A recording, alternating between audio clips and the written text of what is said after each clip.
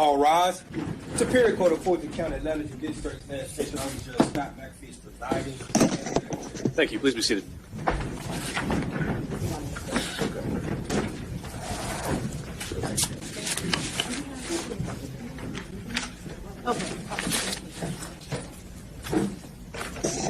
Ready, Miss Smith?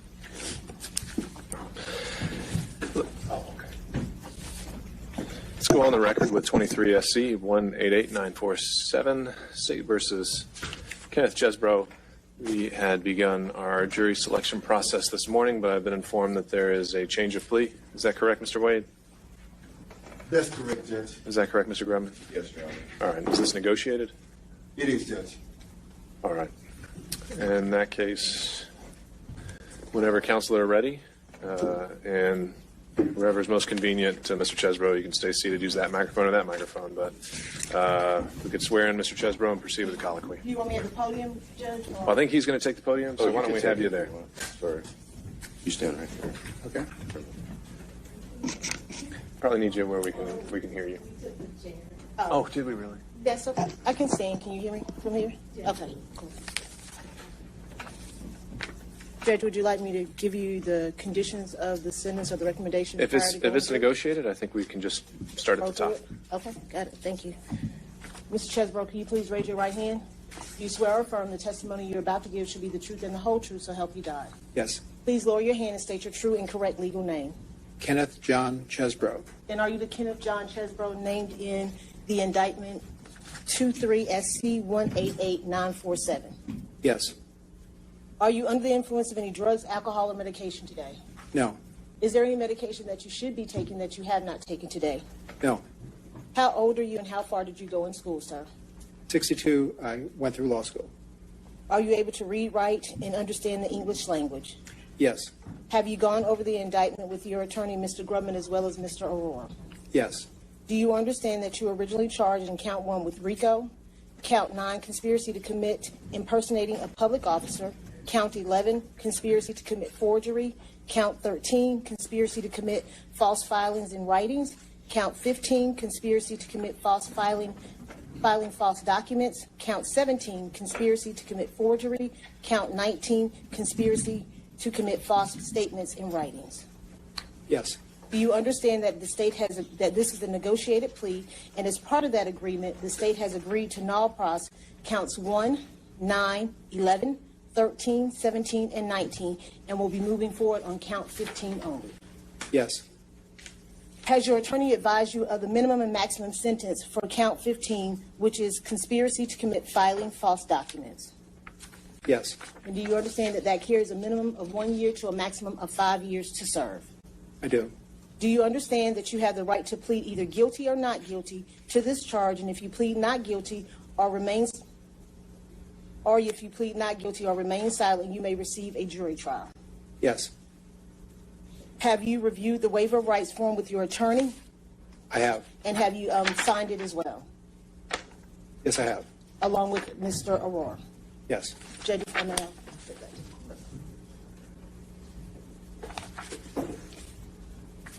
Have you had enough time to speak with your attorney, Mr. Aurora, and Mr. Grubman?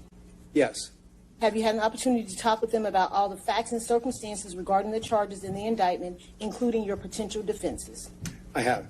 Do you need more time to discuss your case with either of your attorneys? No. And are you satisfied with their services? Yes. Mr. Grubman, do you waive formal reading of the indictment? Yes. Do you waive any and all defects that may lie within that indictment? Yes. Mr. Chesbro, have you been arrested on these charges that lies in indictment 23 SC 188947? Yes. The state is unaware of any outstanding warrants related to these charges. Do you or your attorney know of any outstanding warrants that involve these charges? No. No. Do you understand that this is a negotiated plea, which means your attorneys and the state have reached a negotiated recommendation to make to the court? I do. Do you understand that the court is not bound by that recommendation and could sentence you to the maximum penalty for the charges? I do. Do you understand that the recommendation in this particular case as to count 15, conspiracy to commit filing false documents, is 5 years to be served on probation, a $5,000 fine, and that I believe you're asking the court to treat you as a first offender, is that correct? Yes. I'm sorry, $5,000 restitution. You understand that? Yes.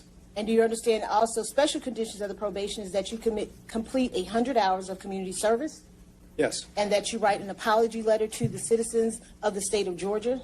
Which I have, yes. Yes. And that you truthfully testify at all hearings and trials involving co-defendants in this matter, that you have no communication with co-defendants, witnesses, or the media until all cases have been resolved against all co-defendants. Yes. And do you understand that you must give a full recorded proffer with the state, that you continue to also provide documents and evidence subject to any lawful privileges asserted in good faith? Yes. And, Your Honor, the defendant has already done an apology letter, which the state will tender into evidence in State's Exhibit Number 1. And also this morning, Mr. Chesborough, along with counsel, did give a proffer to the state. And I believe there is an understanding that any outstanding emails, text message, or any of those things will be turned over to the state in a timely manner. Indeed, yes. Mr. Chesborough, do you understand, as I stated before, if the judge does not follow the recommendation, you can withdraw your guilty plea and go forward with trial? Yes. Do you understand that this is a guilty plea which, for your case, you're asking for first offender, so once you have completed first offender, you can honestly say that you have not been convicted of a felony, and I'll go over that with you a little bit more. Yes, I understand. And do you understand that this plea may be used to enhance sentencing on any other convictions you may have in any other jurisdictions in the state of Georgia or outside of the state of Georgia and in federal courts? Yes. Do you understand that you are being placed on probation as part of this plea? As being on probation, you cannot violate any criminal laws of any governmental unit or any special conditions of the probation. Do you understand that? Do you understand that if you violate your probation or any other special conditions, you will be subject to revocation of the balance of the sentence? Yes. Do you understand that you are not allowed to possess or use firearms as a result of this plea and when you're on probation? Yes. Do you understand that if you are not a United States citizen, this guilty plea will affect your immigration status and will result in deportation, just like a conviction at trial would, and that this is true regardless of any advice your attorney may have given you or anyone may have given you? Yes, fortunately, I am. Do you understand that there may be other adverse or unfavorable consequences as a result of this guilty plea, just as there would be for a conviction after trial? For example, your guilty plea may affect your right to vote, your right to hold public office, the right to serve as a juror, the right to obtain a passport, the right to receive, possess, or transport firearms, the ability to obtain employment, and your membership of any state or federal bars of which you are a member. Yes. Do you understand that by pleading guilty, if you use, receive, possess, transport a firearm, or use a firearm in a crime, you will be guilty of a felony, which may carry a sentence of 1 to 15 years? Yes. It's my understanding you're asking the court to treat you as a first offender. Is that correct? Correct. Have you gone over the First Offender Act with your attorneys, Mr. Grubman and Mr. Aurora? Yes, I have. Have you ever pled guilty or nolo to or ever been convicted of a felony in the state of Georgia or any other jurisdiction? No.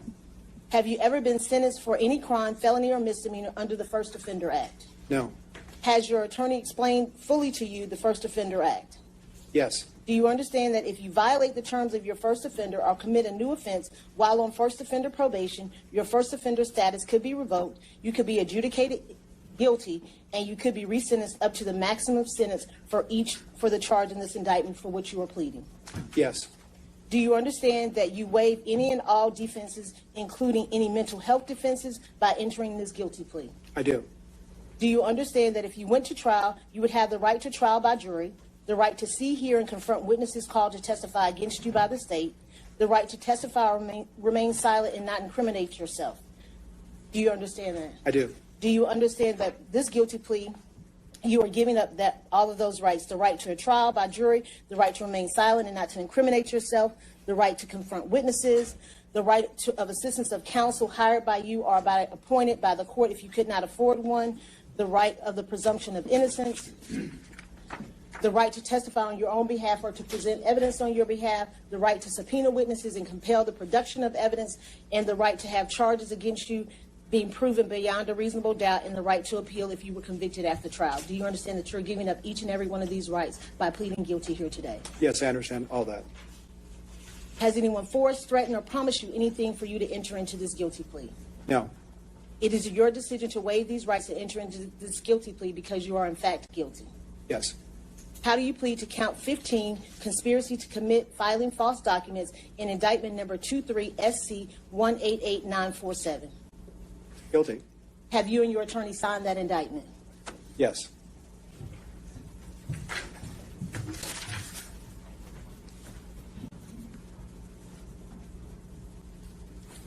Your Honor, the indictment has been signed and the guilty plea has been. Is your guilty plea freely and voluntary given with full knowledge of the charges against you? Yes. Do you understand that you only have a limited right to appeal this guilty plea? Yes. And do you understand that you would have 4 years from today's date in order to file a habeas corpus petition challenging the voluntariness of this plea? I do. And Your Honor, the state has, in fact, checked and confirmed that Mr. Chesbro does not have any felony convictions at all, so he has no criminal history to the state's knowledge. If this case were to go to trial, the state would have shown the following. Between November 18th of 2020 and January 6th of 2021, the defendant and co-conspirators, Donald John Trump, Rudolph William Louis Giuliani, John Charles Eastman, Ray Stalling Smith III, Robert David Cheeley, Michael Roman, and others entered into a criminal conspiracy to cause certain other co-conspirators, including David James Schaefer, Sean Micah Thrasher Steele, and Kathleen Austin Latham, to falsely hold themselves out as the duly elected and qualified electors for the president and vice president from Georgia following the November 3rd, 2020 presidential election. The objectives of the criminal conspiracy included the following. 1, to recruit certain individuals to falsely hold themselves out as the duly elected and qualified presidential electors from Georgia. 2, to create false electoral college documents, including a false certificate of vote purporting to have been made by the authority of the duly elected and qualified presidential electors from Georgia. 3, to falsely state that co-conspirator Donald John Trump had won all of Georgia's electoral college votes. And 4, to deliver those false documents to the Georgia Secretary of State, the Chief Judge of the Northern District of Georgia, the Archivist of the United States, and the President of the United States citizen being the Vice President. The purpose of creating these and delivering these false documents were to disrupt and delay the joint session of Congress on January the 6th, 2021. By using the false documents from Georgia and other states in an attempt to cause Vice President Michael Pence to violate the Electoral College Act and the United States Constitution. This was part of a multi-state criminal conspiracy to unlawfully overturn the results of the November 3rd, 2020 presidential election in favor of the co-conspirator Donald John Trump, who did not win that election. Specifically pertaining to count 15 of the indictment, federal laws require the Electoral College documents are maintained in multiple places, including the United States District Court, and where the electors met and cast votes. In the Northern District of Georgia, Electoral College documents are maintained in the clerk's office, administrative staff, with other non-case related documents, including standing orders and orders from the 11th Circuit Court of Appeals. Documents maintained in the administrative safe are public records that can be inspected by members of the public, and members of the public can request certified copies of those documents that contain the clerk's official seal.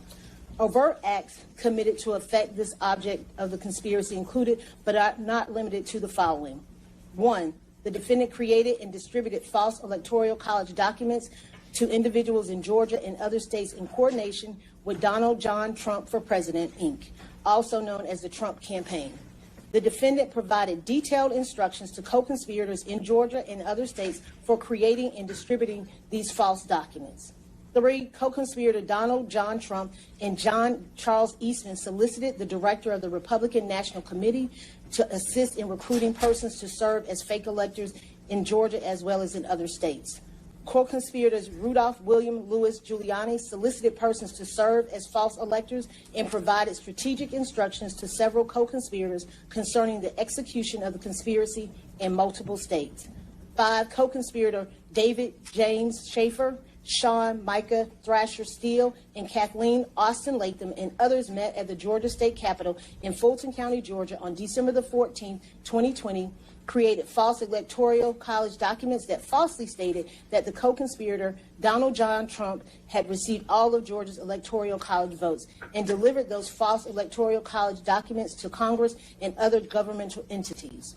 The co-conspirators also attempted to deliver a copy of the false electoral college documents to the Northern District of Georgia for the purposes of filing, entering, and recording those documents in that court, having reason to know that those documents contain materially false statements that the co-conspirators were the duly elected and qualified presidential electors of the state of Georgia. The defendant was also personally present on the grounds of the United States Capitol during the disruption and delay of the joint session of Congress on January the 6th. That would be the factual basis for this plea, Your Honor. Anything else to add, Ms. Young? Nothing further from the state. Is there any recommendation from the state on a behavioral incentive date, which I believe would have to be imposed in this sentence? The state has no issue with that, Your Honor. We understand that it will be as such. Well, what term would you recommend? 3 years. All right.